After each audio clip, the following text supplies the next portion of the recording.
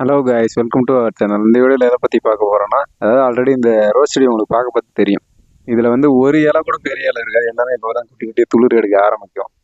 சரிங்களா? இந்த மாதிரி வந்து காஞ்சி போகிற அளவுக்கு இருக்கிற செடியை கூட இந்த மாதிரி எப்படி துளிர் எடுக்க வைக்கிறது, அதுக்கு என்ன மாதிரி வந்து உரம் கொடுக்கணும், அதாவது பவுட்ரு ஃபார்மெட்டில் எந்த உரம் கொடுக்கணும், அதுக்கப்புறம் அந்த உரத்தை கூட அடிஷ்னலாக லிக்விட் ஃபார்மெட்டில் எந்த உரம் கொடுக்கணும், அதை வந்து எந்த அளவில் கொடுக்கணுன்றதை பற்றி தான் பார்க்க போகிறோம்.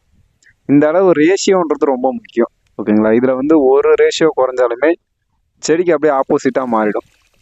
செடியில் வந்து அதிகமாக அந்த மண்ணில் வந்து புழு வைக்க ஆரம்பிச்சிடும். ப்ளஸ் வந்து செடியுமே கருகிறதுக்கு வாய்ப்பு இருக்குது. எந்த அளவுக்கு இது க்ரோத் வருதோ அந்த அளவுக்கு ஆப்போசிட்டாகவும் கருகும். ஓகேங்களா? அதுக்கு ஃபஸ்ட்டு எடுத்தது வந்து இந்த கடலை புண்ணாக்கு.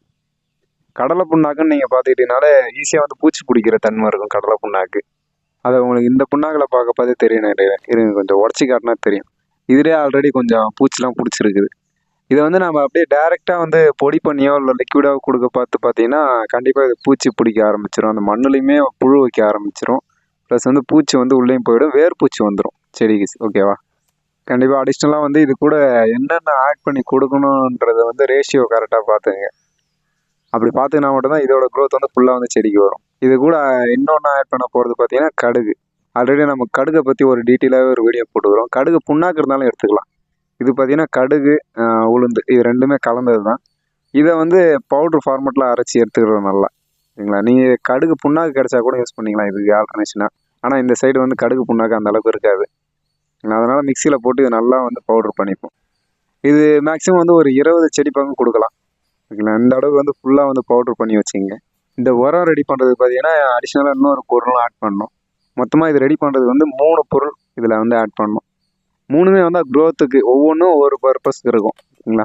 இதில் பார்த்து கடலை புண்ணாக்கும் இந்த கடுகு கரைசலும் வந்து நல்லா க்ரோத் தரும் செடிக்கு. நல்லா துளிர் எடுக்கிறதுக்கும் செடி வந்து நீங்கள் ஃபஸ்ட்டு பார்த்தீங்களே அந்த ஸ்டெம்மு மட்டும்தான் இருந்துச்சுல்ல, அதோட க்ரோத்துக்குமே இது நல்லா இருக்கும்.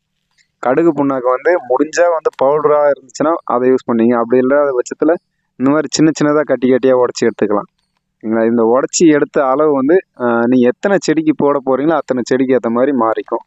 இது ஜஸ்ட்டு ஒரு ஸ்பூன் அளவுக்கு செடியோட அளவு பார்த்து 1 ஸ்பூன் அளவுக்கு வந்து ஸ்டார்ட் பண்ணலாம் வைக்கிறதுக்கு. இது ரெண்டுத்தையுமே ஒன்றா கொட்டி மிக்ஸ் பண்ணிக்கலாம். ஓகேங்களா? இந்த மழை சீசன் ஆரம்பிக்கிறதுனால மேக்ஸிமம் வந்து பவுட்ரு ஃபார்மெட்டில் எல்லா உரத்தையும் கொடுக்க ஆரம்பிப்போம்.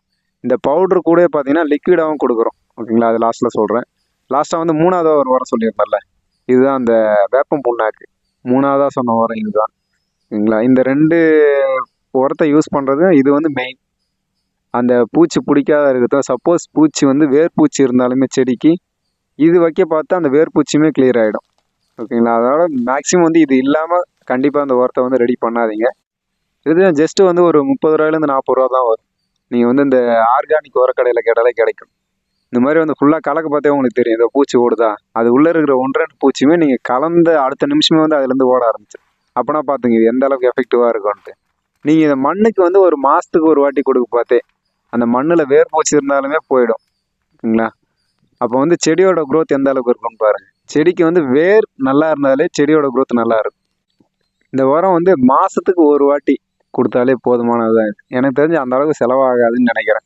மேக்ஸிமம் ஒரு செடிக்குன்னு பார்த்தீங்கன்னா உங்களுக்கு ஒரு 2 ரூபாயிலேருந்து 3 ரூபா அளவுக்கு தான். அதாவது ஓவராலாக எல்லாத்தையுமே சேர்த்தே சொல்கிறேன் நான்.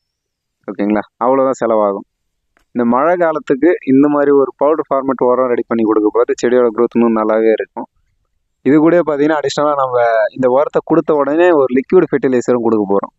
இப்போ ஏன் இந்த லிக்விட் ஃபெர்டிலைசரை கொடுக்க போகிறோம்னா, இந்த மண்ணை பார்த்து உங்களுக்கு தெரியும் நல்லா வந்து காஞ்சி போயிருக்குது. ஒரு 2 நாளாக வந்து வெயில் அடிக்க ஆரம்பிச்சிச்சு. அப்படி மழை வந்து அதிகமாக பெய்ய பார்த்து இந்த லிக்விட் ஃபெர்டிலைசர் கொடுக்காதீங்க.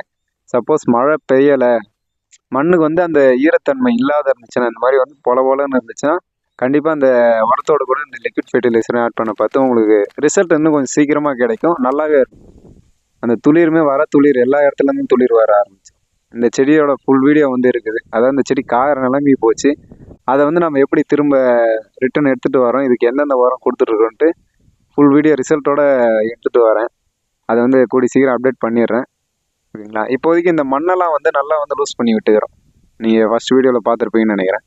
அந்த மாதிரி வந்து நம்ம உரம் கொடுக்குறதுக்கு முன்னாடி ஒரு ரவுண்ட் ஷேப்பில் வேரை சுற்றி வேரை கொஞ்சம் தள்ளி சுற்றி வந்து ரவுண்ட் ஷேப்பில் அந்த உரம் போடுற அளவுக்கு வந்து ரெடி பண்ணிவிட்டு அதுக்கப்புறம் அந்த உரம் போட்டோடனே மண் தள்ளுற மாதிரி ஒரு லைட்டாக ஒரு சின்ன குழி மாதிரி மட்டும் எடுத்து வச்சுங்க. எடுத்து வச்சுட்டு ஜஸ்ட் செடியோட அளவு பொறுத்து ஒரு கைப்பிடி அளவு போதும். நான் எடுக்கிற அளவு பாருங்கள். ஜஸ்ட் இந்த செடிக்கு வந்து இவ்வளோவே போதும். ஓகேங்களா? சுற்றி போட்டு விட்டாலே இந்த உரம் பார்த்தீங்கன்னா மாதத்துக்கு ஒரு வாட்டி கொடுத்தாலே போதும். நீங்கள் வந்து அடிக்கடி ரெடி பண்ணணும் தேவையில்ல. இன்னும் கேட்டிங்கன்னா இது ஒரு உரமே போதுமானது தான். ஓகேங்களா? இந்த மழை காலத்துக்கு ஃபுல்லாகவே இது போதுமானது தான். இதுக்கு ஆல்ட்ரேஷனாக எதுவும் தேவையில்லை. ஏன்னா இது ஒன்றுத்துலேயே வந்து எல்லா விதமான ஒரு சத்துமே இருக்குது. நுண்ணுயிரி பெருக்கமாகட்டும், நீங்கள் வந்து பூச்சி கட்டுப்பாடு எல்லாமே இருக்குது. இந்த வேப்ப புண்ணாக்கு எடுத்துக்கிட்டாலும் கடலை புண்ணாக்குலேயும் சரி, அப்படி இல்லைனா கடுகு கரைசல். நீங்கள் கடுகு கரைசல் சொல்லவே தேவையில்லை. உங்களுக்கு வந்து ஃபுல்லாக கிளியராகவே ஒரு கடுகு கரைசல் மட்டுமே கொடுத்து ரிசல்ட் வீடியோவே நான் போட்டிருப்பேன்.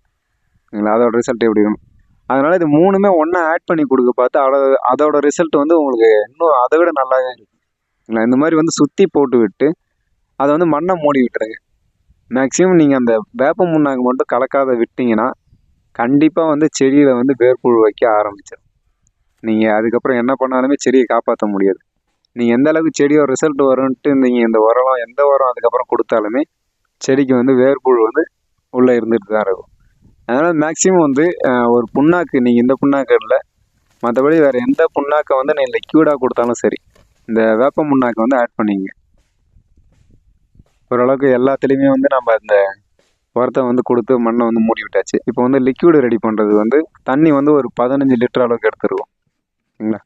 இதுக்கு நம்ம எப்பயும் பார்க்குறது தான் அந்த மீன் அமில வந்து யூஸ் பண்ண போகிறோம்.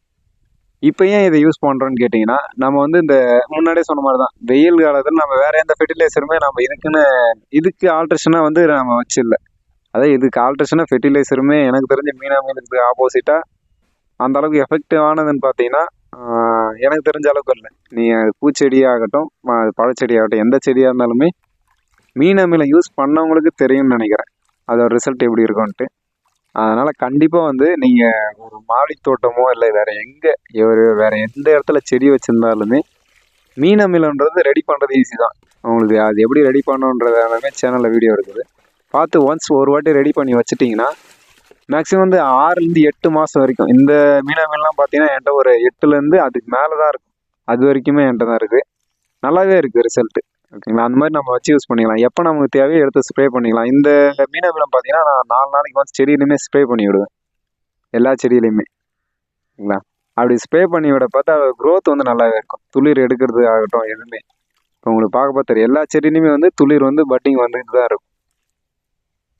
அதேமாரி இந்த மீன் அமிலம் ரெடி பண்ணி நீங்கள் லிக்விடாக கொடுத்தாலும் சரி, இல்லை ஸ்ப்ரே பண்ணுறது வந்தாலும் சரி, அதோட அளவுன்றது ரொம்ப முக்கியம். ஓகேங்களா?